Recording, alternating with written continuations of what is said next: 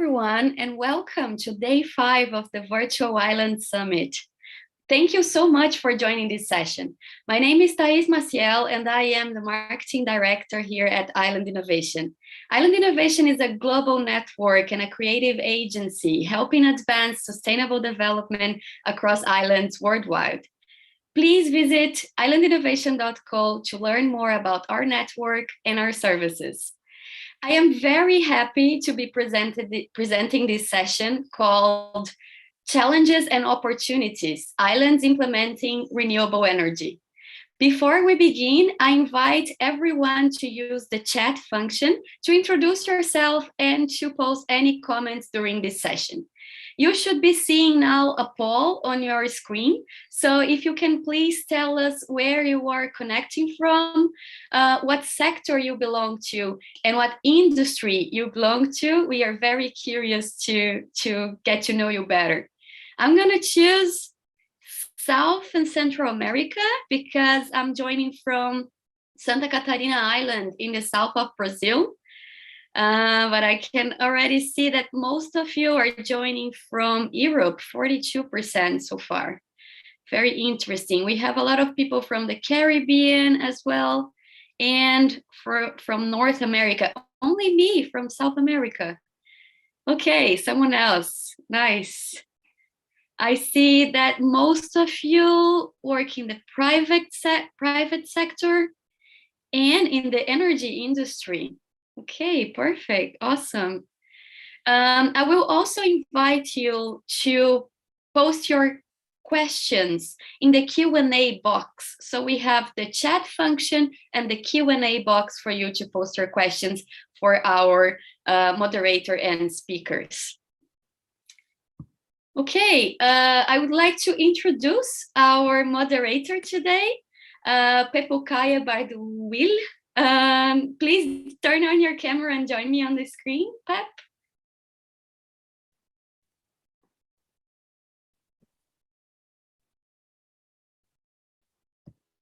Pep, are you there? I can see Hi. you. Can you see me? Okay. Yes, I can see you. Thank you again, everyone, for joining this session. And I will now hand over to Pep. Thanks so much, Thais. Many thanks to Island Innovation for a tremendous week of sessions. I have joined a few and they've been fantastic. And I know that we're catching most people at afternoon on Friday afternoon at the end of a very long week, some in the evening. In fact, one of our panelists is in the Pacific, so we've caught him at 10 p.m. So really, really grateful that you've taken the time to join us today. I will ask our panelists to please turn on their cameras so that we are full house, and maybe just provide a little bit of context for everyone before we get going. What we don't make up for in terms of gender balance, good morning, good afternoon, good evening, gentlemen, we do make up in terms of excellent and really, really diverse backgrounds in the energy, particularly in the renewables, but not just the renewable space, and from a range of sectors. I'm joined today by Chris Loffberger, who is based in Papua New Guinea. He is the CEO of Astra Solar and also critically nominated by AOSIS to sit on the advisory board to the UN Climate Change Commission. We have Nestor Gutierrez, who's the Commercial Director of Npc Energy Solutions, based in Bogota, Colombia, but currently in Miami. We have Kurt Inglis, who's an Energy Officer for the Global Green Growth Institute, which is headquartered in Seoul, Korea, but Kurt is based in St. Lucia. We hope to have Dr. Cletus Burton, who is the Executive Director of CARILEC, which is the Caribbean Regional Regulatory Body. But he is currently trying to check in for a flight, so he may pop up on the screen a few minutes into the conversation. We have Dax Driver, who is the President and CEO of the Energy Chamber of Trinidad and Tobago. And we have Joe Naidu from the Shetland Islands Council for Future Energy, Shetland Islands Council Future Energy Team. So as you can see, we have tremendous global representation, but also really, really diverse industry representation. We are missing perhaps a utility perspective, but I am hoping, because we have great private sector representation in the participant group, that we will see lots of utility and other company perspectives pop up in the chat and in your questions. So why are we here? I don't think it is news to anyone that we are facing a major challenge in the climate change space and that greenhouse gas emissions need to be reduced. But clearly in the context of islands, the issue goes well beyond GHGs. We're dealing with macro fiscal challenges.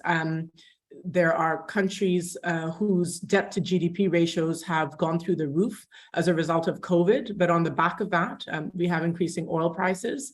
I had a call with a water utility yesterday who told me that their power bill had gone up by 60% since last year, which has a tremendous impact on overall profitability. And in the water sector, that really does mean a lot because of the amount of energy consumption. We have challenges around competitiveness in manufacturing and in tourism. There are all sorts of figures of how much energy and how much of a total hotel bill electricity and air conditioning will cost. And in a tourism sector, which is struggling in many islands, that's a major issue. We have the ability of consumers, households to pay. This is not just in the islands which are well connected to power networks, but also in countries like Haiti, possibly also in Papua New Guinea, where we have a potential customer base that is not connected and that would really struggle to be connected and pay bills if they were subject to some of the very high and very volatile fossil fuel prices that we see. So we have business models that need to be sorted out. And of course, we have price volatility affecting overall planning. So investments, how do we make investments when we just do not know where prices are going? And finally, we have resilience. And again, from an island perspective, I do not need to bore anyone with the challenges around grid resilience. We've seen what's happened in Puerto Rico just in the past week or so. Renewable energy can be part of the solution. It's not always the full solution. And that's what we're here to discuss today. We're here to be as objective as possible and really kind of get to the bottom of this. We need to move to renewables. We say that we're committed to renewables, but are we progressing quickly enough? And what are the blind spots that we might have in our minds around this transition? Is it about storage? Is it around, bridging fuels and natural gas? What is the regulatory context in countries, and how realistic is it for us to change that context in very small islands which have natural monopolies? So we're dealing with a range of challenges, and I'm hoping that our guests today will be able to delve into them and come out with hopefully 3 recommendations. One, targeting governments and what governments really need to do now. And when I say governments, it's a broad public sector space. The second is utilities. How do we really partner with utilities to make sure that they're a core part of the solution? And finally, shining the light on myself and the group that I belong to, the finance partner space. I represent the International Finance Corporation, which is the private sector arm of the World Bank Group, but there are a number of bilateral and multilateral development partners that are tremendously supportive of the renewables agenda. What can we do more of? What can we do differently?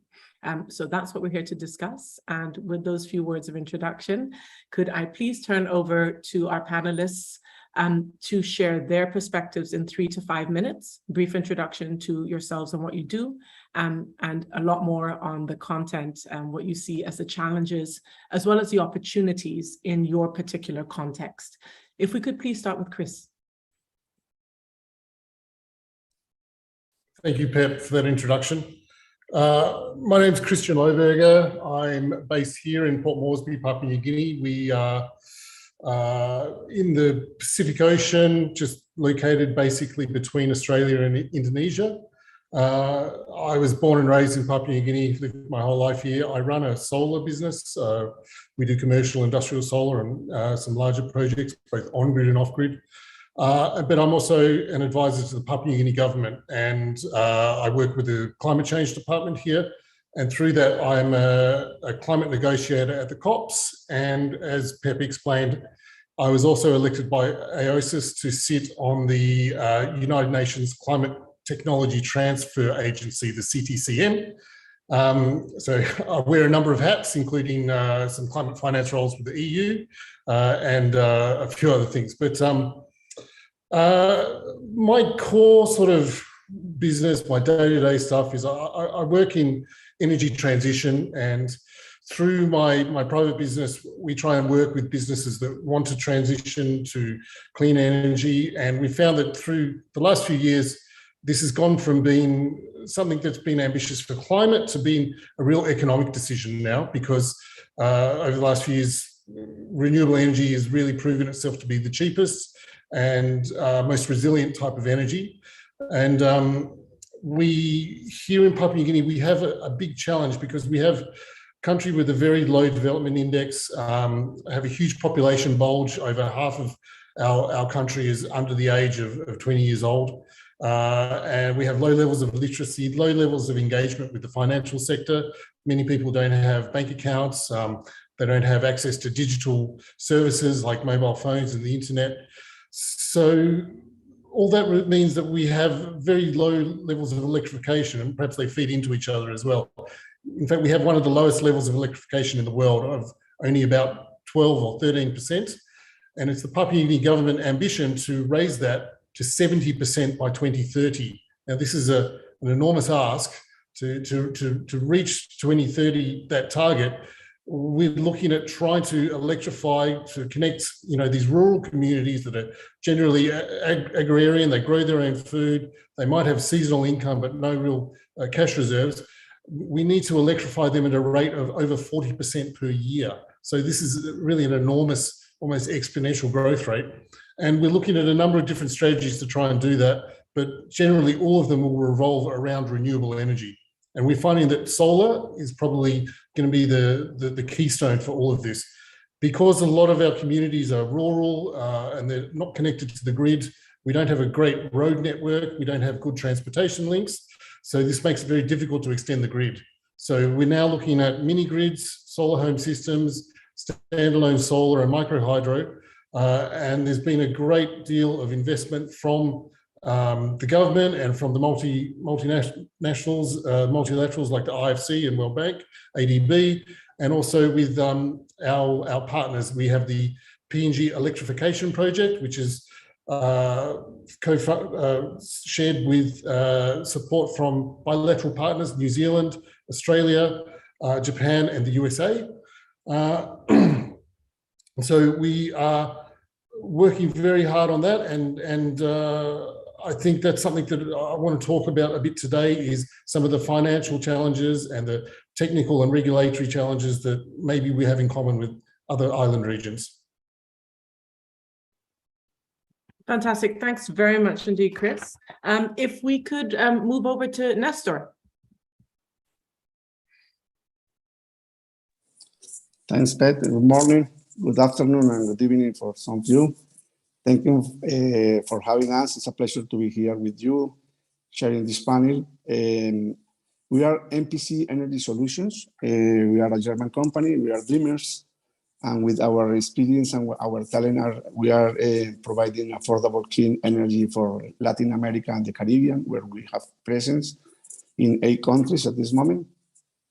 We have a trajectory making these projects, especially in some islands here in this part of the world, and especially in Jamaica, Dominican Republic, St. Kitts, where we have a project at this moment building.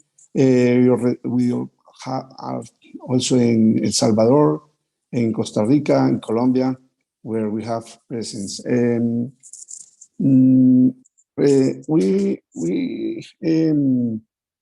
definitely have the same worries that you have about the barriers we have to make this transition to the clean energy, and of course we are working hard to overcome this and we think it's possible. It's possible. We already proved that it's viable for us to overcome these barriers. There are a lot of them, of course, but we are working on that, and we can see that it's possible to do that. And we hope in the next year to have a very good path in this process, especially in this region, in the Latin America and the Caribbean.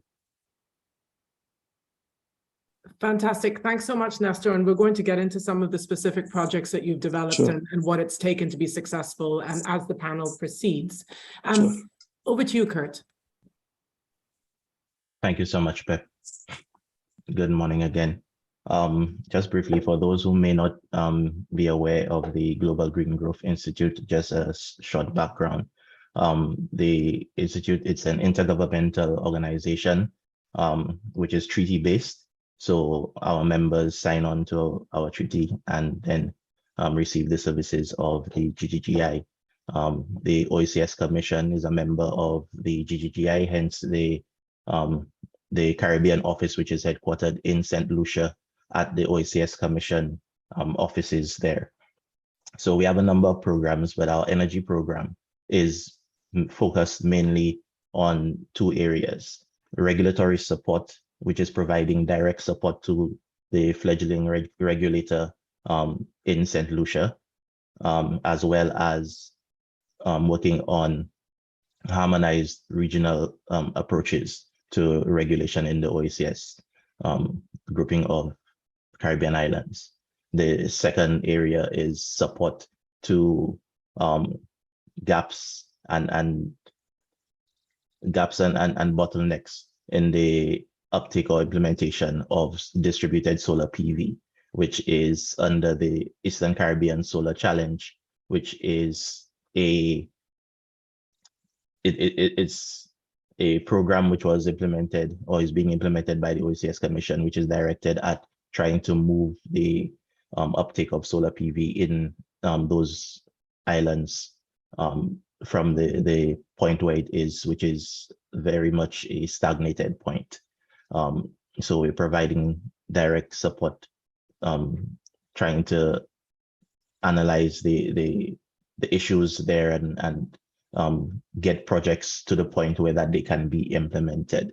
So as it pertains to the energy transition within the Caribbean region, especially the OECS,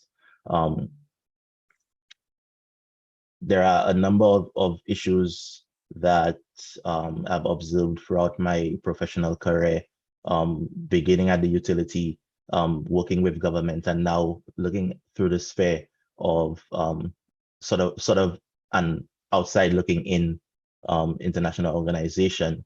And a lot of those bottlenecks sometimes boil down to understanding what it is that we want from an energy transition, understanding why we are actually doing an energy transition, and basically having the will to actually go through with an energy transition.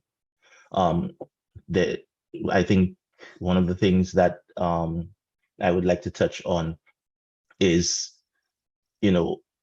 understanding that linkage between energy and everything else that affects our islands.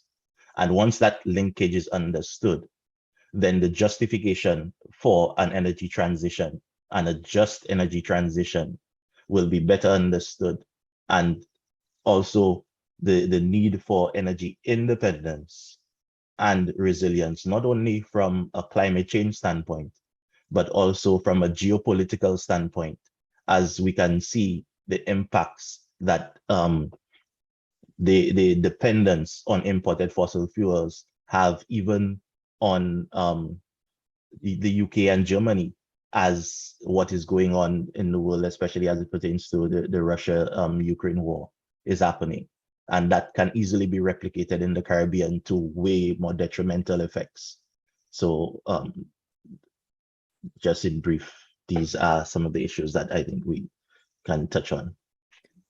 Thank you, Kurt. And they're actually incredibly important issues. One of my first questions is going to tie this together to a point that Christian raised. But again, before getting to that, let's hand over to Dax and then to Joe. Hi, well, good morning from the Caribbean. I'm Dax Driver here. I'm the CEO of the Energy Chamber here in Trinidad and Tobago. And good evening and good afternoon to those of you in the Western Hemisphere. Sorry, in the Eastern Hemisphere. Sorry, I'm getting myself confused here. Yeah, so I'm joining from Trinidad and Tobago. So just for context, people who don't know Trinidad and Tobago, we are a twin island state, Southern Caribbean, and we're one of the few small island developing states who is actually a major producer of oil and gas. So it gives us a bit of an interesting perspective. In fact, Trinidad is one of the oldest oil provinces in the entire world. We've been in commercial oil production since 1908, so a very long time. Since the 1950s, we have been increasingly producing natural gas, and that first of all went to electricity. That was the sort of first use of natural gas, but then we had a big growth in petrochemicals, and then more recently LNG. So the petrochemicals, the petrochemical sector, natural gas is going in as a feedstock, but obviously there's a large use of electricity to run that industry as well. So Trinidad actually is a major, for a small island of 1.2 million people, we use a lot of electricity, much closer to sort of a Western European levels of electricity production and consumption rather than a typical Caribbean island. 100% of our electricity at the moment, or almost 100%, comes from natural gas. Because the challenge for Trinidad to develop its gas industry was to develop a market, we took the approach of trying to attract people who wanted to use electricity by having very cheap electricity rates. And the population also has very cheap electricity. So I just was going to share one slide just to give us sort of a context for that.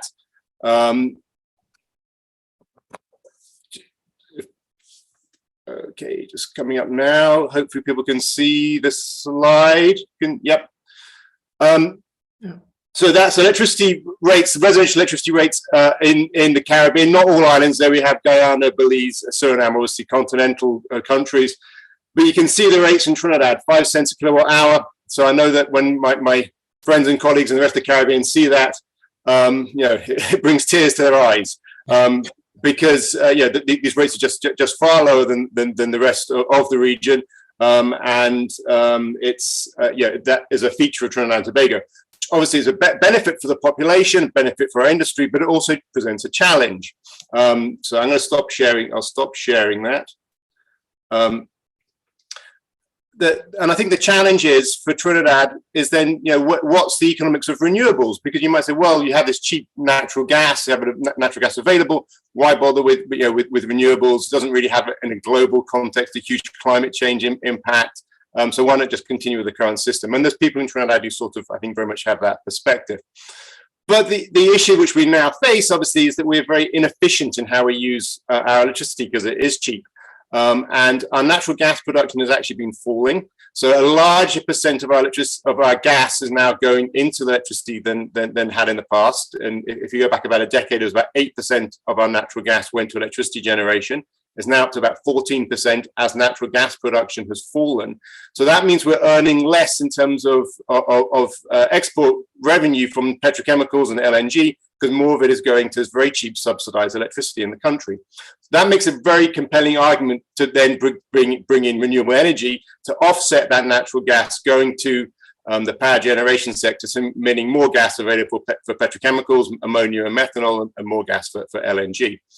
So that is sort of a big drive now behind trying to move into renewables, in addition to obviously our commitments under our global commitments in the global agreements. So the target now is 30% renewables by 2030, and we had a competitive bidding sort of process for a major grid-tied solar PV project, a 112 megawatt project. There was a long bidding process for that, and eventually a consortium comprising BP, Shell, and Lightsource. But BP and Shell are major investors in Trinidad in the gas industry, and they teamed with BP Lightsource to put in this bid, and they won this competitive bid. But that was 2.5 years ago, and we still have not turned sod to begin construction of that major project. And if you work out the opportunity cost of us 2.5 years delay from competitive bid round to get the best project, with the pricing hasn't been revealed, but the statement at the time when it was announced was competitive with natural gas, which suggests a very, very cheap, a very competitive rate of electricity from the solar project. And 2.5 years it hasn't been signed. And if you add up the opportunity costs that we would have had if we had got this project, let's say 18 months ago, it's coming into the hundreds of millions of US dollars worth of opportunity costs that the country has lost. And we everyone knows this, but yet we can't seem to advance any faster. So I just thought perhaps I'd share what I see as seven challenges of why that's taken so long, just to sort of perhaps help the conversation. So the first challenge I see is a lack of guiding legislation. So basically, been using legislation which was designed for gas-powered independent power producers, and we're trying to use that to bring solar projects onto the grid. That's the first problem I think we've had. Second one is that we have these institutional silos between the Ministry of Energy, who's sort of responsible for the gas industry, Ministry of Public Utilities, who's responsible for the electricity sector, and the Ministry of Planning, who's sort of setting overall goals and is responsible for our climate change response. Plus different interests between different state agencies. The National Gas Company supplies this very cheap gas to the TNTEC, the electricity utility, who then gives that to the IPPs.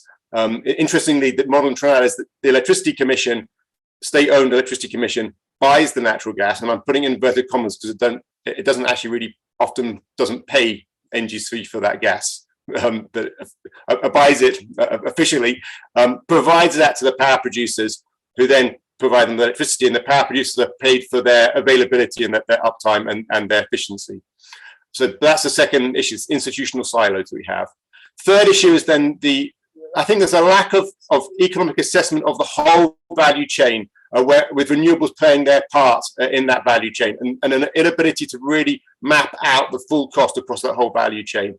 So I think that's the third issue. So from a planning point of view, no one's really counting the costs, but we don't have the systems in place to do that. Fourth area, I think, just a lack of experience and expertise in renewable energy. It just doesn't, we don't have large-scale renewable energy projects. So bringing that experience in, I think people then have a lot of questions, and means people are a bit nervous about making change. Fourth thing is then, I think it's a general, one, two, three, four, five. Fifth thing, the opportunity cost of delaying things. I don't think people are calculating that and understanding the cost. And it's a problem in a lot of times in the public sector. They don't count the opportunity cost of delaying a project and what that means to the overall cost of the project. And there's no way of calculating that. So I think that is just an issue. And we have a government accounting system which is a cash-based accounting system of income and expenditure, not actual overall what the investment is. The sixth area then is we don't really have a champion for this change in the cabinet. There are cabinet ministers who are interested, but they have competing interests and ongoing crises. The water sector is a terrible, really bad sector in Trinidad. So the Minister of Public Utilities spends his time worrying about water more than electricity. And the Minister of Energy is more worried about gas production than he is about the electricity sector. And obviously we had COVID as well. So there's that lack of focus of leadership. Lastly, there isn't really a strong public demand and a push to decarbonize our industry. There's not a strong sort of public push. There's not a strong climate change lobby in the country. So I don't think you're getting that push from the public. People are more interested in electricity bills than they are in any change, and so there's no drive for renewables. So those are the reasons that I think we have this delay. Those are all things that can be overcome. That's my last point. So that's the positive side, that there's ways of fixing all of those things and overcoming them. I'll hand back. Fantastic, Dax. Great. And as you can see, there's a reason we pulled you into the panel. I think that you're giving us what we wanted, which is real talk. Right. I think we've got to move beyond, what sounds good on paper and be very clear, even if it's going to push some buttons about what some of the challenges are. And there is a reason also that I left Joe till last, because we're going to pivot here from the Shetland Islands and Scotland's sort of historical contribution to the UK's oil and gas coffers. And see what the vision is for the future in an island that's decided to do something drastically different. So over to you, Joe, and then we really will get into the thick of the conversation. Oh, thank you, Pep, and thanks everyone for the wonderful introduction. So just a brief introduction from myself. I'm Joe Naidu from Shetland Islands Council, and I've been involved in a project called the Orion Project that kicked off in 2020. That was really just looking at what Shetland has done historically, what we have here, and how we can use the infrastructure, the skills that have been developed over the past 50 years in the oil and gas industry on Shetland, and redirect that towards future industries such as onshore wind development, offshore wind, and tidal energy developments, but also future fuel developments on the island. And just to give some context on the history of the Shetland Islands, for the past 50 years, we've been heavily involved in oil and gas, and for a population of 23,000, we've managed to contribute 45% of UK oil and 10% of UK gas. So, and maybe in some ways it's similar to Trinidad, obviously at a different scale, but we've historically relied on oil and gas in Shetland. But one of the ironies we have in Shetland actually is that we've had the oil and gas business, and that's been great for Shetland. We have great facilities, and the oil and gas money that Shetland we get a lot of benefits in comparison to the rest of the UK. So we managed to get a good deal out of oil and gas. But one of the things we never did was develop a processing plant in Shetland. So even though we do contribute significant amounts of oil and gas to the UK, we never developed a processing facility. So we only export that product to import it again at a premium, even though we have significant oil and gas business. So I think one of our ambitions for future industries, whether onshore wind, offshore wind, hydrogen production, is to utilize, is to see how Shetland can benefit and keep and produce those products locally for, especially for the marine industry, which is probably the biggest energy consumer on the island. We have a large marine industry, and then also looking at the oil and gas industry as well. How does that work in terms of transitioning and using oil and gas skills and infrastructure to transition to the future? And I think maybe at this point that it'll help to quickly project a map of what our situation looks like at the moment, if everyone can see that. So if you can see that the location of the Shetland Islands, we're probably one of the most isolated locations in the UK, but we're actually currently under construction is the third largest wind farm in the UK at 443 megawatts. So that will be online by 2025 with a 600 megawatt interconnector exporting most of that energy to the mainland. So we are looking at being net exporters of energy products, and we have a relatively small demand locally. That's if you exclude the industries, but we are connected. I have another map of what we're connected into. So this is the historical picture of oil and gas business, and we are connected via pipeline to multiple locations, multiple oil and gas fields, and all this can be repurposed towards future industries. So we're interested in future fuel production, initially for export to markets that are developing earlier, and potentially reusing some of these pipeline routes and some of the traditional tanker routes to export the product to markets around Europe. We also have the option of the interconnector as well. So we've got the large wind farm being constructed that's going to export its energy via the interconnector, but we're still going to have lots of stranded energy on Shetland. And at the initial stages, we're talking about 750 gigawatts for onshore renewable generation, including tidal energy that's currently being expanded on the island. But that's going to move towards gigawatt scales once we get some of the offshore wind developments, and within Shetland, it makes sense for us to use hydrogen as the exporting vector. So that's really one of the main energy vectors we're focusing on in Shetland is hydrogen production use along with its derivatives. And so just to finish on this slide with some of the key points I would like to address. So I've not mentioned I'll just quickly mention what the Orion Project is as well, which is a partnership. So we work in partnership with various organizations, and we're partnered with Net Zero Technology Centre, Strathclyde University, and Highlands and Islands Enterprise. And we work along with oil and gas companies, renewable generators, and the local supply chain to see what the future value chain can look like on Shetland. And I think one of the unique opportunities we have here is it's a small location. We have connections to the full value chain, and if we can demonstrate something in Shetland, this can be replicated to the larger UK picture. So we see an opportunity here to demonstrate something that works in terms of transitioning away from oil and gas.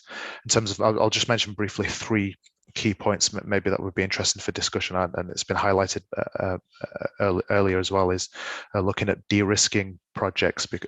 Who's going to be the first movers in this space, and how are we going to de-risk and support those first movers in the space?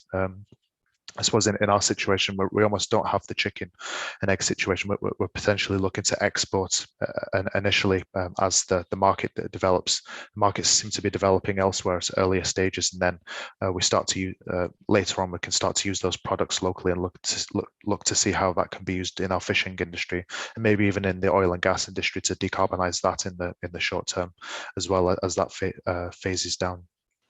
And as I've mentioned, we're looking at repurposing the assets and the skills that have already been developed. So I think repurposing is a big part of this, and seeing what we already have and developing that to its full potential when moving forward to future industries.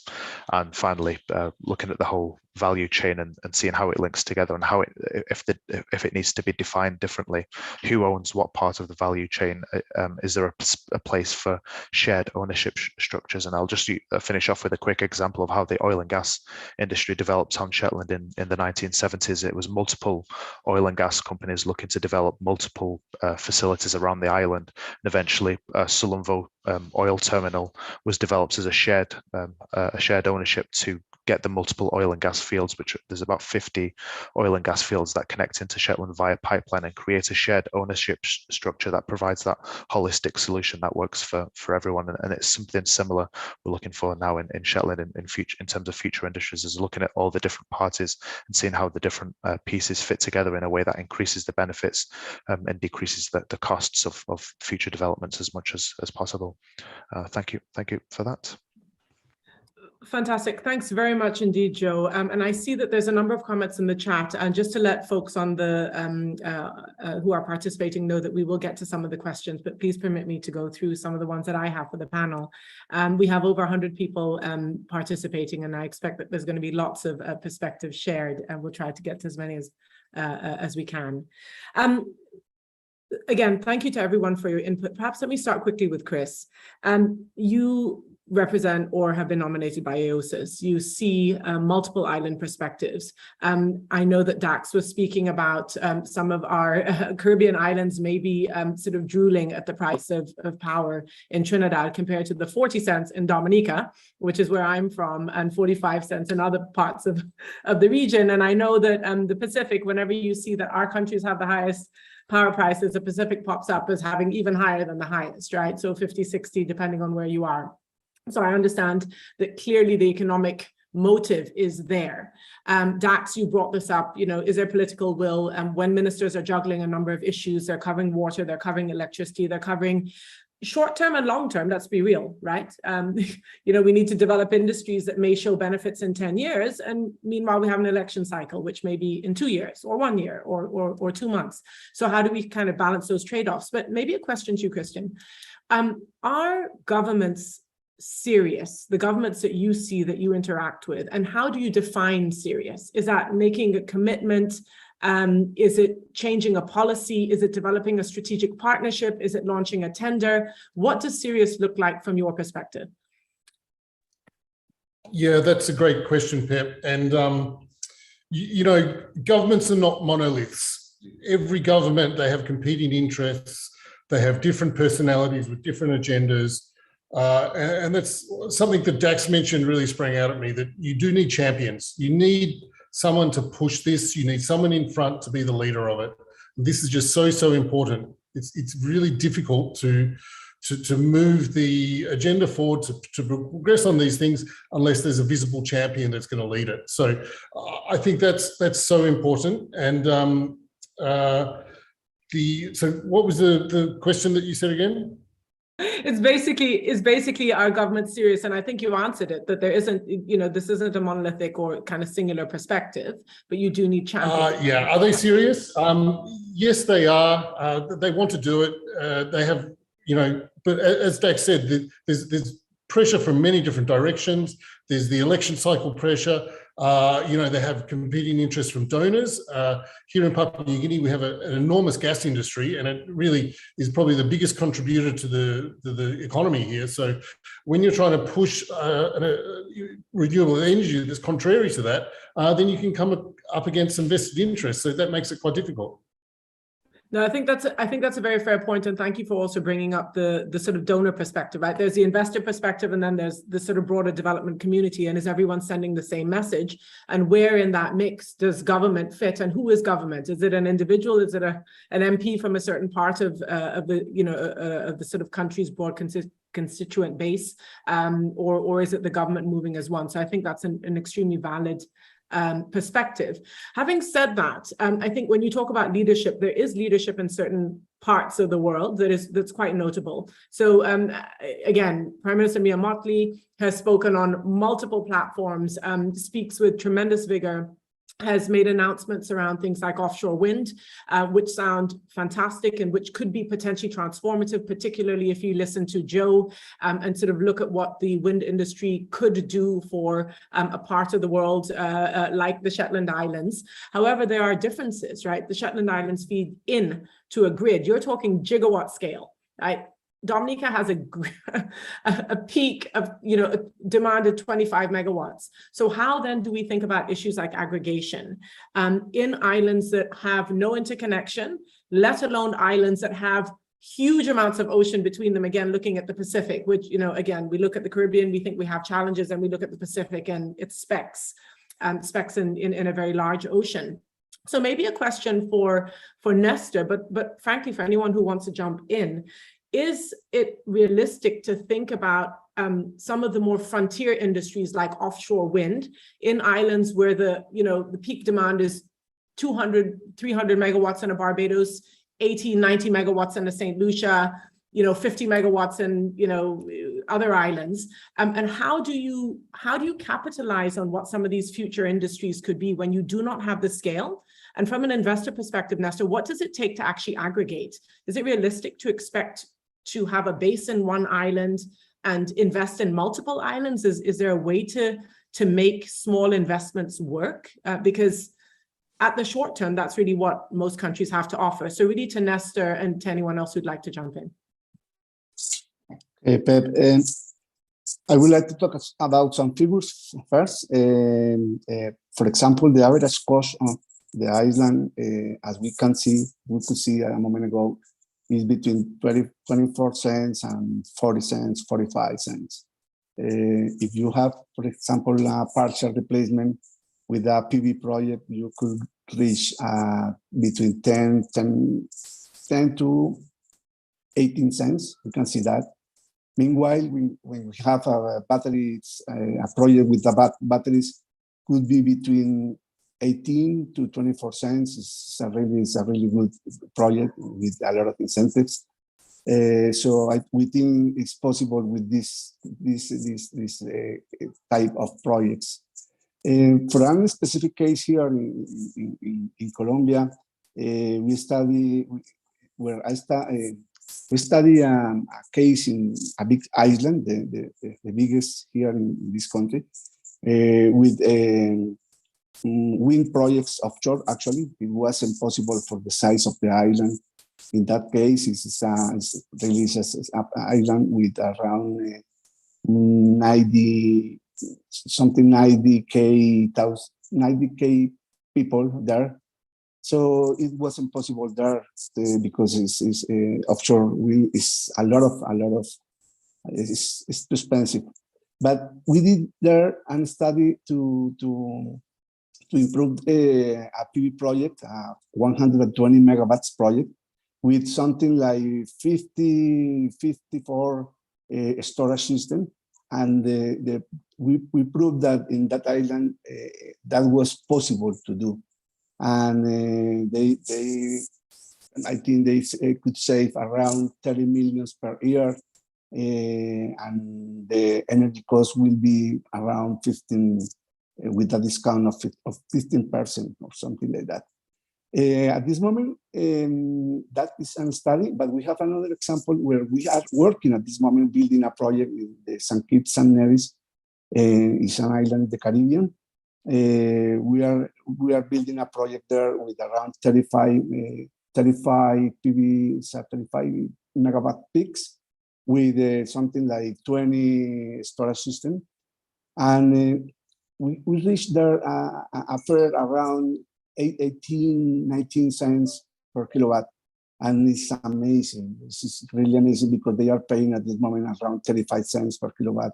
So they are going to have a big savings for this. We estimate around 200 millions in 20 years or something like that. And regarding to the question about the offshore, I am not sure about that because for now, as you see in this Caribbean island, it's really difficult to improve a small project. So when you think about a regional project, maybe could have a big challenge. It's not impossible, but at this moment, we think this small solution could be the best solution for them.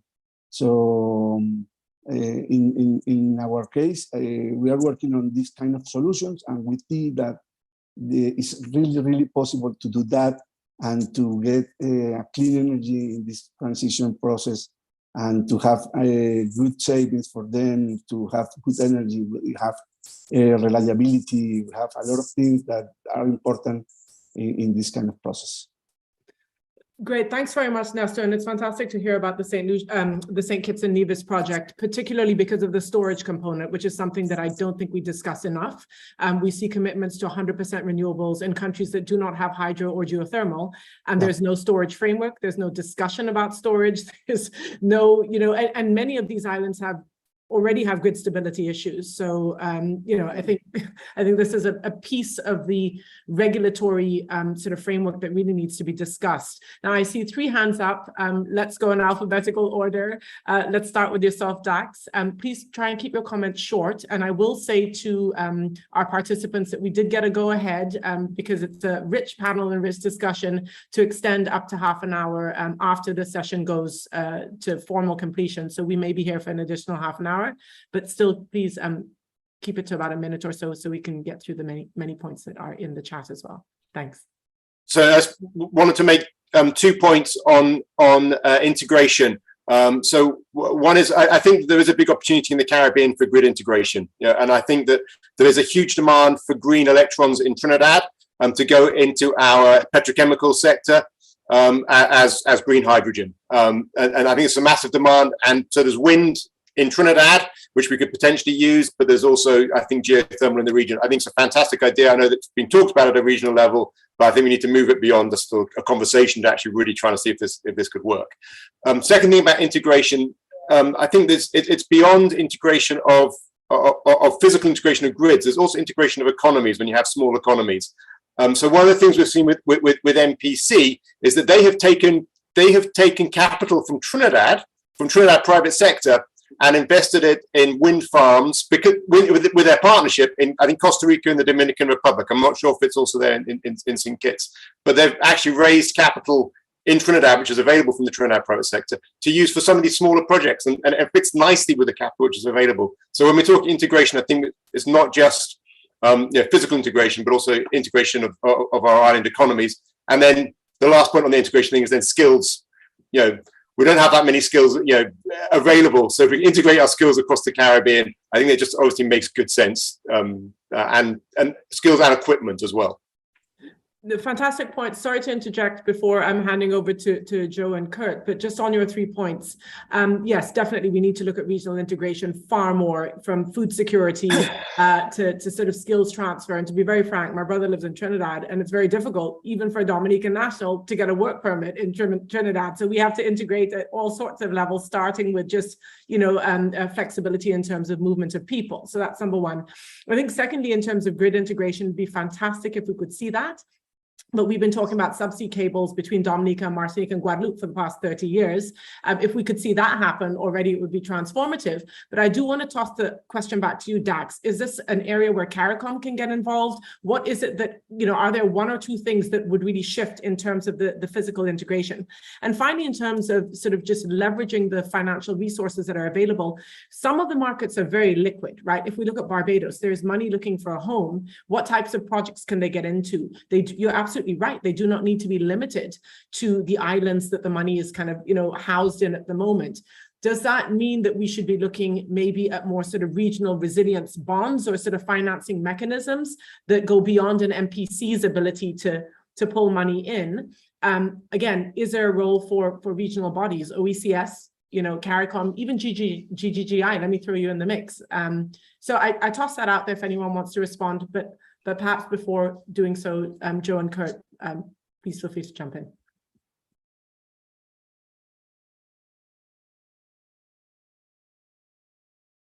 You're on mute, Joe. Has to happen on at least once during a call. Oh, it's a shame it was me. Apologies for that. So I was just going to make a comment on, I suppose, how the markets are developing. We're talking about energy tariffs and how some of these projects can affect, the people's bills, and it's something as a council and a local authority we're seeing how we can develop. What the system can look like, and we've developed energy developer principles almost as an attempt to see if we can get that kind of Shetland Shetland tariff that reflects how much we are contributing to the UK energy system, and the thinking does seem to be going in that direction. For example, Ofgem in the UK are looking at restructuring the electricity market. Currently, it's all based on gas, but they're looking to restructure that process so that's more focused on individual areas and looking at how energy is generated in certain locations around the UK, instead of just basing it on one energy vector. So that's going to be interesting and see how that reflects the Shetland tariff. But I was also going to make a comment on, I suppose, other benefits or indirect benefits that people can get from development. So of course the local developments can be reflected through local tariffs, and that's something that should be pushed. But there's also other benefits that we have had locally in Shetland. So, for example, the largest wind farm that has contributed a community benefit fund. So there is a fund that's been contributed to the island, and that's one example. Is just a direct fund that's given to the local communities or local nations, wherever that may be located. But there's also other benefits such as local skills, developing local infrastructure and jobs, and also we have a history of share schemes as well. So the community ownership within these projects. So there's other mechanisms and ways for communities to benefit, as well as being reflected in the tariffs as well. No, that's great. And again, in some of the best practice, we sort of see this community involvement, both from equity and sort of overall community development funds and jobs being part of the sort of bid process, right? So how projects are scored. We see that with the REIPP program in South Africa. And I think, some of that is really best practice. So good to take note that it's happening elsewhere. Kurt, quickly over to you. Yeah, so just on the topic of integration, and as you may well know, Pep, the OECS is one of the most integrated regions. It's easy for us to say, for me to pop over to Dominica and go to work. It's easy for us to, in times of emergency, have a free open passageway for support. But yet still, there is an issue where it comes to our energy. For some reason, we don't want to integrate our energy. And that boils down to the will to do so, right? We already have the frameworks for that.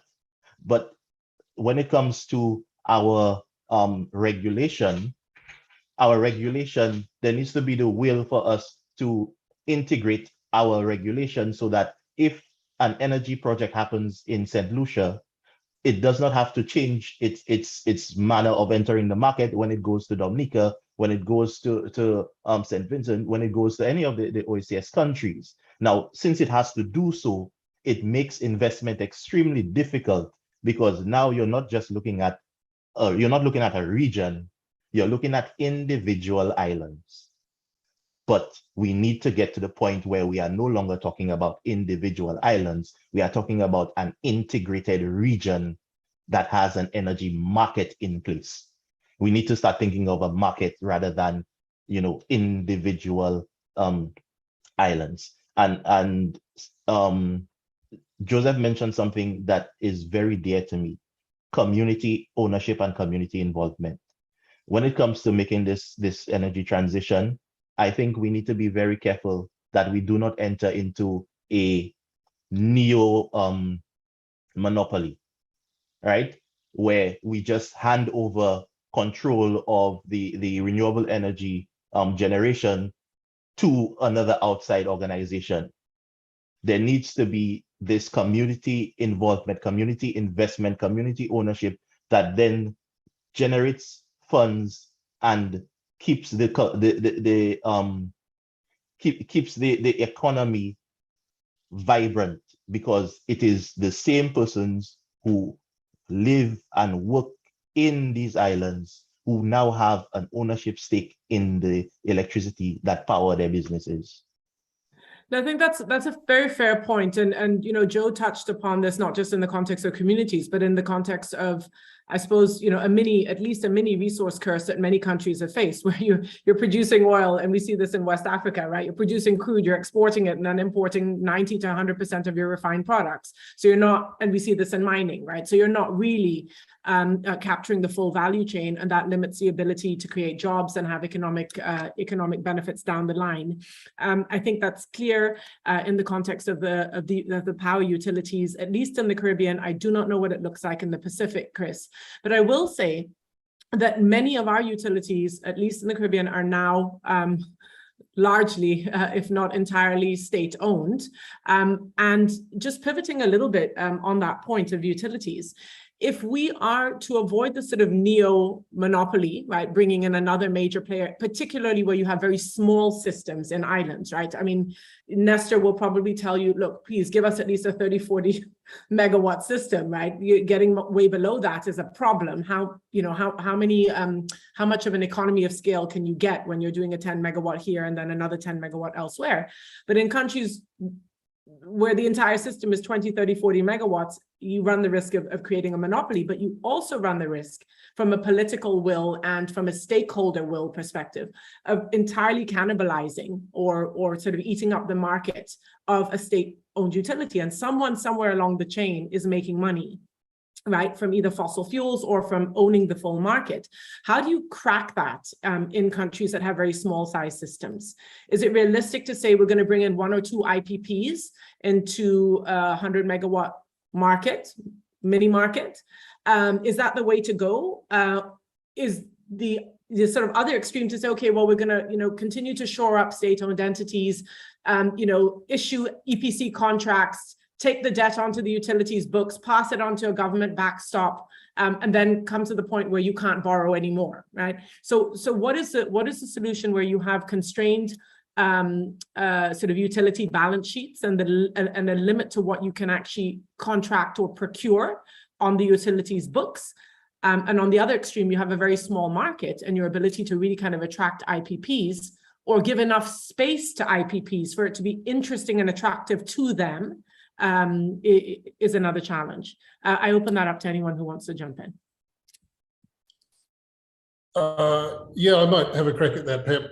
So in the Pacific, we have some very, very small countries and very great distances between them. So when I hear the other panelists talking about integrating the energy markets, I'm thinking, this is maybe something that would be a bit difficult in our region. Now, Papua New Guinea is a bit of an outlier because we are much, much bigger than basically every other Pacific country put together, and we have a huge landmass. We're, in fact, the second largest island after Greenland. But to get to your question, for these smaller economies that don't have high power consumptions, I think that the best thing they could do is a rapid and complete transition to renewable energy. We see that one of the biggest costs for running an energy network is the fuel. So if we could eliminate the fuel costs, then I think, bringing in IPPs maybe, but I think the least worst situation is probably to leave it as a state-run monopoly and offer energy as a service. It doesn't necessarily have to be a huge profit-making enterprise, but it will create a great economic growth if you do it properly. And without fuel costs, it can be done economically as well. And then you can bring in distributed energy as well. So you have households with rooftops, businesses generating their own energy, maybe feeding into the grid. But to do all of this, you really do need a strong and resilient and well-managed grid. And I think that's the biggest challenge for utilities and the government support them, is to get that 21st century grid happening. Okay, so let me jump in on that point, and then I want to move on to something else before we lose some of our audience, because I think that's also going to generate some rich perspective from the panel. Chris, how realistic is it to expect a utility, any utility, either in your region or elsewhere, to finance? If you keep this as state-owned, right? How would the utility finance the transition? And this is where I see room for IPPs, but if you think the fastest way is to keep IPPs out, you know, do you think that these utilities have an extra 100 million, 200 million on their balance sheet to cover costs? Yeah, it's a huge amount of capex to transition. I'll give you that. That's a really good point. But bringing in the IPPs to do it and then to turn that into a profit-making enterprise, maybe. But I think this is part of the cost of doing business in the islands. And we do, in Papua New Guinea at least, and in our region, we have amazing resources in terms of solar, in terms of wind power. We have high mountains with hydro. This is perhaps an opportunity where the multilateral financial institutions can get involved. You have your World Banks, your ADBs. They exist for a reason, and I think this could be the reason. Excellent. Well, I think that's a good challenge to the multilateral space, right? To figure out what is the solution and how do you balance some of the debt to GDP challenges that governments are facing, with the need to really move, not just from a GHG perspective, but from a sheer kind of, you know, bleeding spending on fossil fuels perspective, and how can those expenses or cost streams be redirected to maybe finance more capex intensive. Something we've discussed a lot recently at the UN and in the leading up to the COP is the loss and damages. You know, so many of the developing world and small island states are really suffering the impacts of climate change. And it was agreed in the Paris Agreement that these loss and damages would be transferred. So this is a great opportunity to fund the energy transition, and really that should be happening a lot faster. Yeah, no, fair point. We can have a long chat on loss and damages. I can say that there's a whole bunch of stuff in the adaptation space where there really isn't a commercial, business model. And again, I would argue that if you've got 60 cents a kilowatt hour and you can do it at 10 or 18 cents Nestor a kilowatt hour, you should be able to finance that through the private sector and use loss and damages to cover slope slippage and sea walls and all the other stuff that doesn't have a revenue stream. But I think it is a good challenge to us to figure out, part of the solution space, at least using the multilateral envelopes. Again, sorry for rushing through this, but we're already a little bit over time. Let's just touch a bit on hydrogen. A number of islands talking about becoming net exporters, using the sun, using the sea, whatever resources are available to those particular economies, and creating revenue streams. I've heard it discussed in the context of Dax, you're still there, great.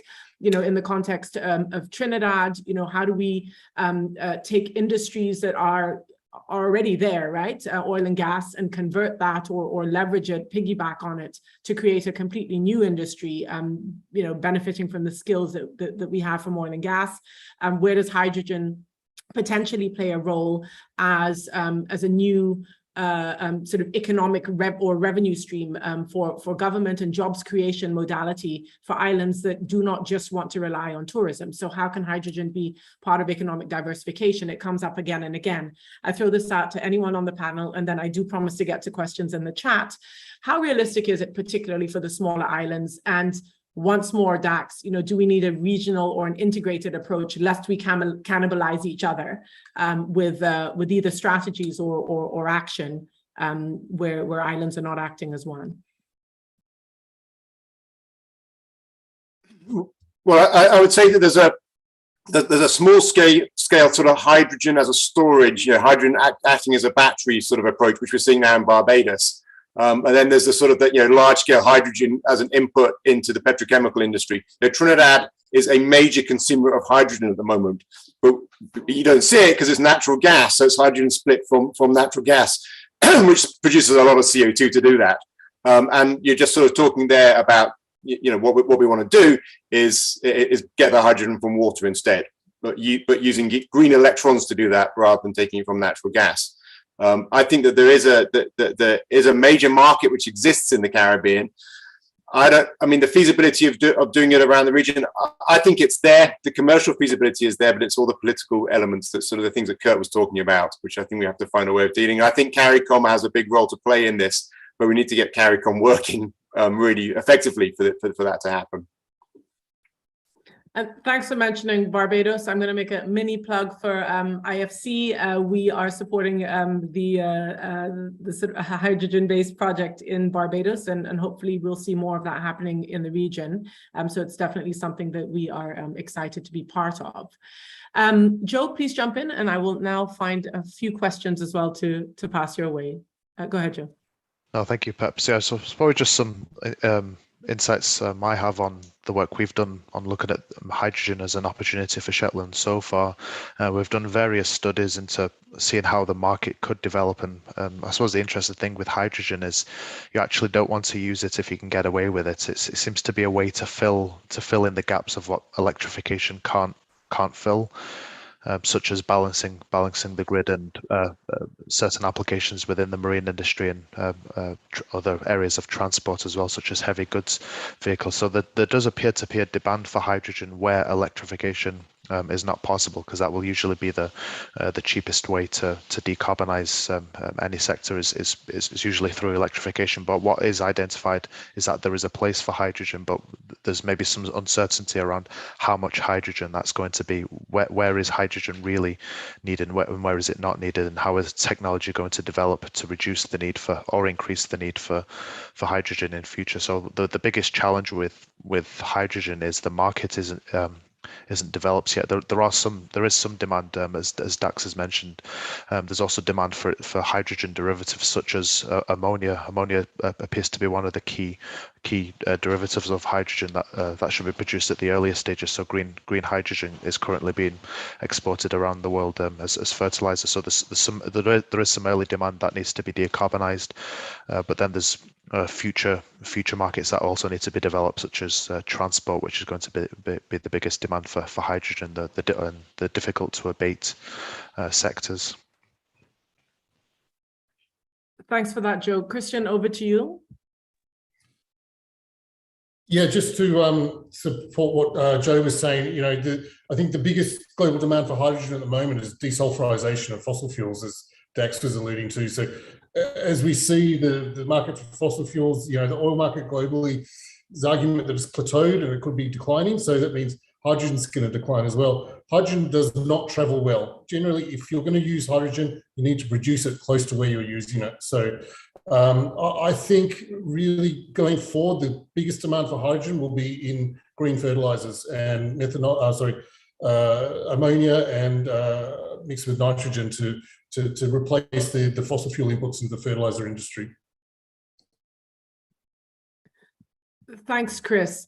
I'm just going to go over to the chat. There's so many points here. I'm not quite sure where to start. I do see Alexander from Puerto Rico talking about 32 cents a kilowatt hour. I would have a question back on, on how Puerto Rico's plans are going in terms of a more decentralized grids. I think there's a plan to move to 8 grids.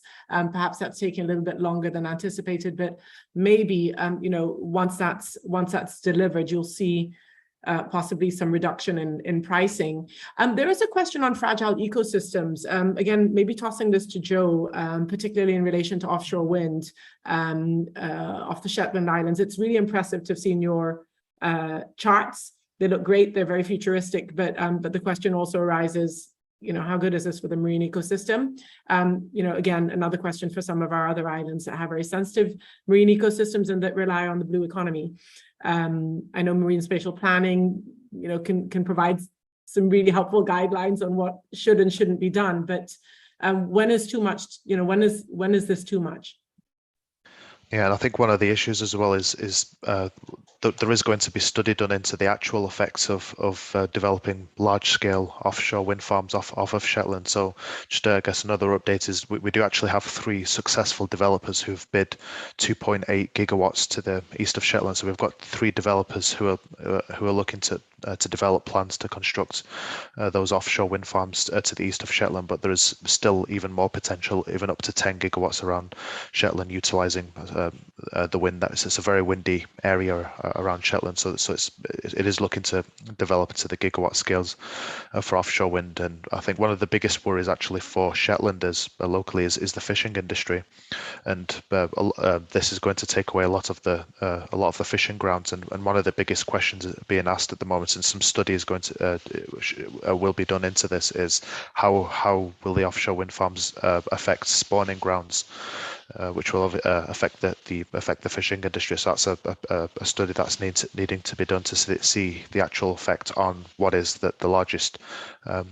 largest industry in Shetland. And of course, yeah, some of the various studies will need to be done to see the actual effect on the wider ecosystem as well. Thanks for that, Joe. Okay, so on the questions, there's a lot of focus on PVs. Anna Maria talks about, not just seeing, solar panels as a solution, but again, thinking across the value chain and through the lifespan or the life cycle of panels. How do we, particularly in small islands where we have maybe not got even the frameworks for developing the upfront side of it, how do we deal with the back end? So disposal, removal, disposal, safe disposal of some of these components. And is that something that's been thought about enough? Chris, please jump in. Yeah, this is a big concern for the public in Papua New Guinea, for the disposal of panels, particularly for the disposal of lithium batteries as well. So we don't want this just being put into landfill or hitting the water table. We've done a lot of work with the local waste disposal and recycling industry here, but generally the short answer to this is that when the volumes are high enough of old and disposed panels and batteries, there will be a recycling industry that will emerge, and that will become a profitable exercise to recycle them. But at the moment, we're right at the beginning of the solar and the lithium battery revolution, so we just don't have these volumes that would lead to the economies of scale. Essentially, we're going to have to probably build a couple of piles of old panels, and then maybe 5-10 years down the track, we'll have enough volume to start a recycling industry. But panels in particular are very long-lived, but I think for lithium batteries, pretty soon we'll be using them as a resource like we do for lithium mines. Thanks, Chris. Just quickly while we have you on, and then a question for Kurt, because I'm going through the questions in the Q&A. Chris, how do you deal with extremely geographically remote places, right? And again, you face this in PNG where you've got 13-20%, well, under 20% electrification, and you kind of have to reach remote areas. I suspect the answer has something to do with solar home systems and mini grids, a space that I'm guilty of being a huge supporter of. But maybe you could answer very briefly how to realistically overcome obstacles in remote places. If you could keep it short, that would be great. And then we'll move to Kurt.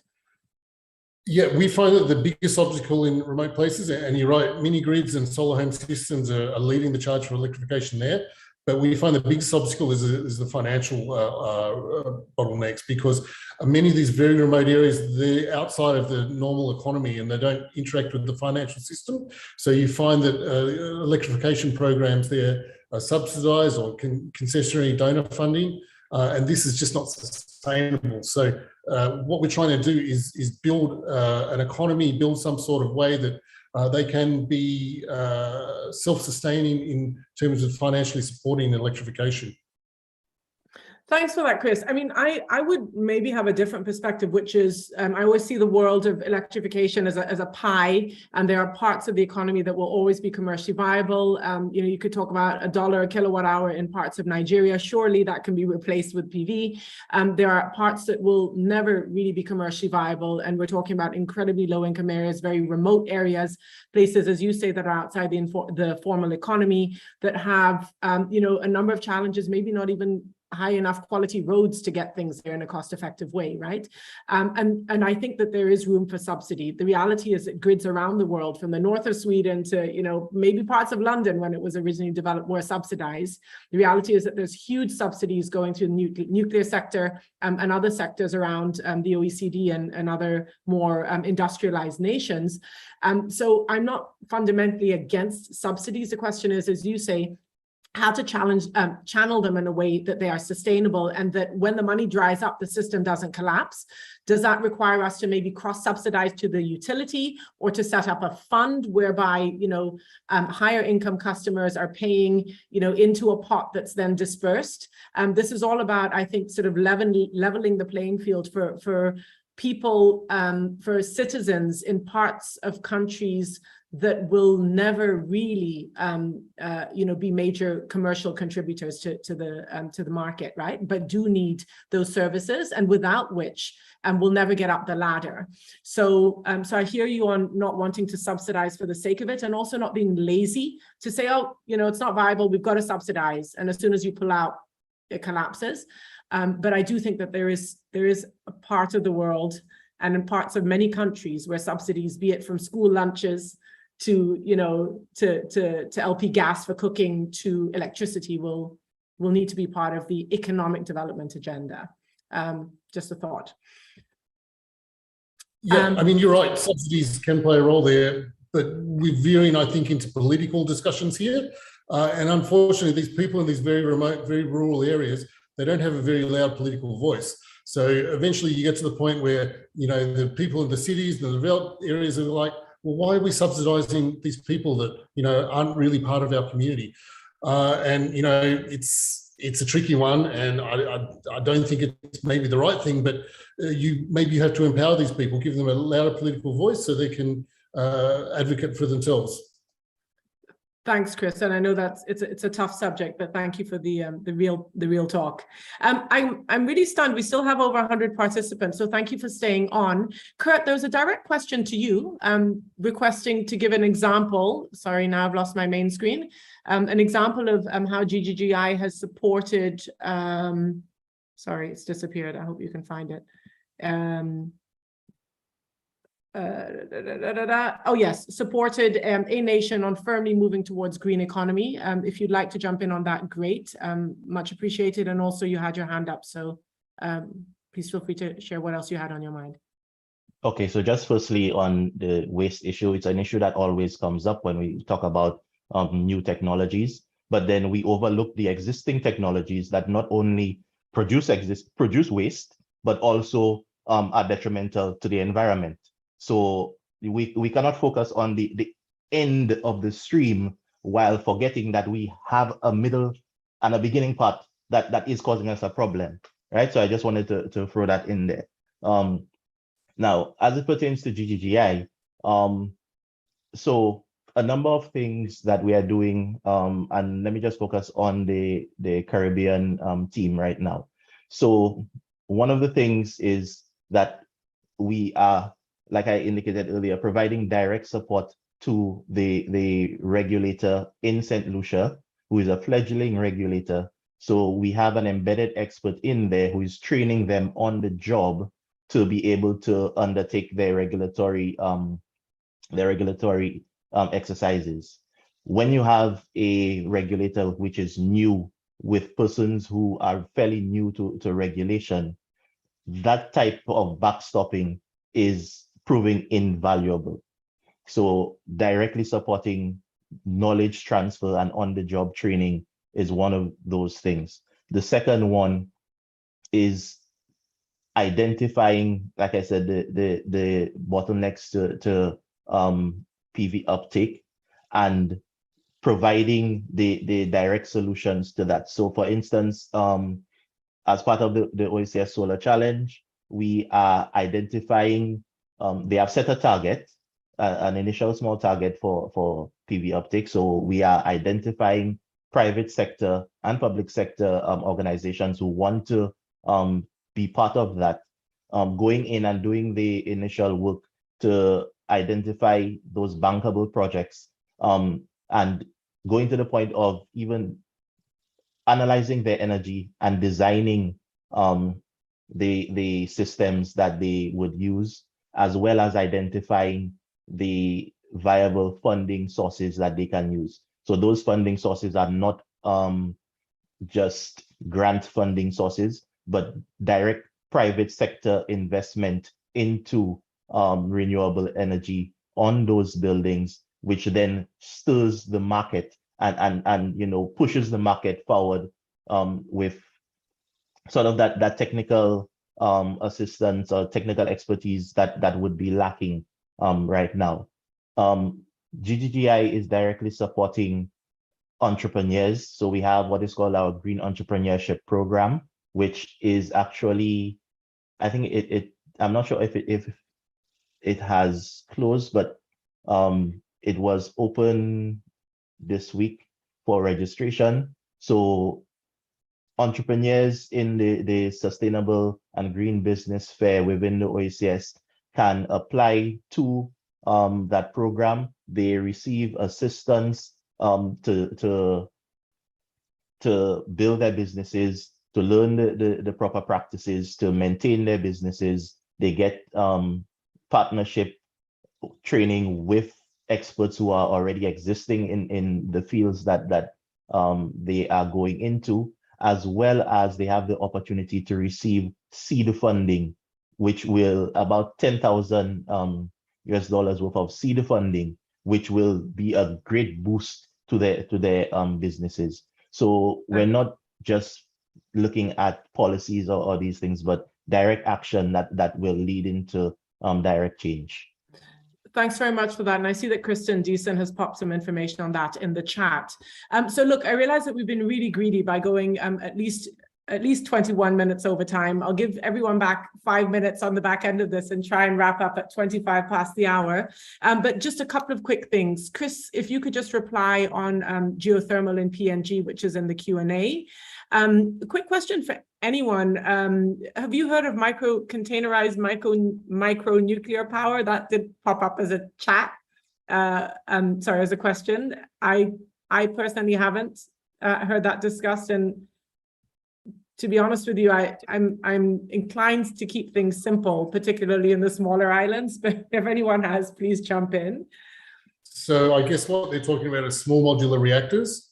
It's really not civilian technology. It's probably a generation ahead of where we are now. It's a great idea, but I don't think it's been commercialized yet. And just to quickly touch on the geothermal for Papua New Guinea, we do have great geothermal resources. We have a gold mine in Lahia that is powered by geothermal. But one thing we've found is geothermal is a lot more difficult than it looks. It takes it's very high capex, very difficult to get right. So we'll continue to research in that area. No, thanks for that, Chris. And again, this has been explored in a number of islands, I think in the Caribbean, St. Lucia, St. Vincent, Dominica, you know, and geothermal has been around for a long time. As you say, though, it's proving more complex for whatever reason to get it right. I'm hoping that we'll see our 10 megawatts come online, you know, in the next few years, and it'd be great if we could have that as part of the solution, at least in the islands where it's a real option. Just one more question, which I'll toss up to Joe. This relates to, and now I lost it again, but this relates to rare earth minerals, right? And clearly, as we're seeing more and more sort of new technologies being part of the energy sort of power generation mix, we need to think upstream or sort of up the value chain. If we look at wind, offshore wind in particular, I mean, there's a whole bunch of elements that are going to become incredibly, well, either more expensive or sort of, you know, more challenging to find, possibly both. What is your take, and to what extent are you discussing rare earth minerals in your long-term future vision? Yeah, I suppose there's multiple levels to this. I suppose one of the first conversations we can have is around the development of electric vehicles, and I suppose that, you know, there is going to be a tipping point when there's huge offtake of EVs, and well, first of all, the grid is going to reach its limit, and also looking at the worldwide picture, that the sourcing of rare minerals is going to reach a tipping point as well. And at that point, you make the decision of, okay, do you continue down that route of technology, or do you have a mix of technologies, which is why we're interested in hydrogen as well. It can almost be that could be a potential a point where hydrogen starts to make more sense for road vehicles as well, and fuel cell technologies could come into the mix at that point, once you reach that tipping point of how much the grid can handle in terms of electrification, but also in terms of the raw materials required to support such a huge demand for electric vehicles, which appears to be coming. So that's just using electric vehicles as the example on how we anticipate things moving forward once the uptake of EVs reaches that tipping point, and the limit is reached for raw materials and the grid requirements for supporting EVs. So that's another reason why we're focusing on alternatives such as hydrogen usage potentially at that stage. Locally, we do have we have a company who produce. We have tidal energy being developed on Shetland at the moment. So that's just under 1 megawatt. That's looking to expand to 15 megawatts. So that's a company called Nova Innovation, but they actually source their tidal turbines from Shetland, from a company called Shetland Composites. So that's made from recyclable materials. So that's a company who export blades to other locations. So that's made out of composite material, and that's currently used to replace the blades for the tidal array that's established on Shetland. That was actually the first tidal array in the world, and it's currently charging an electric vehicle, but that's looking to expand to kind of 15 megawatts, and then eventually that could maybe even reach almost up to 100 megawatts. Our partners as well, because we work quite closely with Strathclyde University, that they appear to be involved in projects as well, looking at how you can produce recyclable materials for use, especially for wind turbines. So that's one of the partners on the projects that we're working on, and that they're interested in, or that they're studying the prospects of using recyclable materials for turbines. Thanks very much, Joe. Okay, I was not entirely honest. We're gonna stop in 2 minutes, Thais. Sorry about that. We really went over time. Listen, I can't thank the panelists enough. I did promise to sort of try and pull out from this very wide-ranging, very rich and very deep conversation, touching on all sorts of subsectors of energy, some of the key themes that at least I see. I'm just going to toss them out there, and if anyone disagrees violently, please jump in. But I'm sure that, as Dax said, the list is at least 7. I always kind of round things up to 3, which is very simplistic.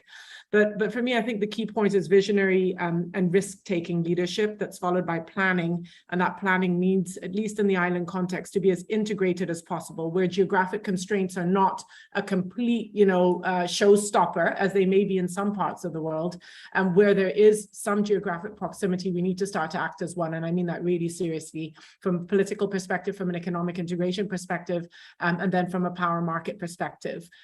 So I think that's one key takeaway for me. The second one is empowerment. Be that at the individual level, for people to have some sort of, ability to procure or finance solar panels on their rooftops. Be that for communities to have sort of more self-sustaining mini grid systems. Be that for communities to participate in the renewables transition through ownership or through community funds. I see that as another key theme. And then the third one, for me, coming from a financing institution, I always say money isn't the problem. There's a lot of money looking for a good home. There was one question in the chat where a gentleman mentioned that he has a startup in Barbados looking at EVs and renewables, and is there a way to access cheaper capital? Look, I mean, I don't want to speak for banks, but I have spoken to a few in Barbados where I understand you can get sort of 3 to 4% debt, which is incredibly low cost. That may be a challenge for startups. You may be looking at sort of higher terms, but I don't think that there's a liquidity issue. I think that there is a solid project issue. Be that small startups that know how to access and have done, proper planning, or larger companies that have a track record and are able to attract the type of capital that IFC and other commercially oriented institutions bring, or that, you know, state-owned entities that can demonstrate that they can take on their balance sheets the volume of capital, you know, that's needed. So I think it's not just about financing. I think it's about making sure that you're financeable. Right? There's money and it needs to find a home. So we're so far out of time. Colleagues, thank you very much. Jump in if you disagree violently, and if not, I think I have to hand over to Thais. Okay, I'm so sorry to interrupt this amazing discussion. It has been such an intense session. I see over 25 questions in our Q&A box. So thank you very much to all the speakers for this outstanding session. And I would like to invite you all to continue this conversation in our networking session that is just about to start. I'm going to share the link in the chat, and I really hope to see you all there so that we can continue discussing and answering to all the questions that are still open. Thank you very much, and I hope to see you very soon. Thanks, everyone.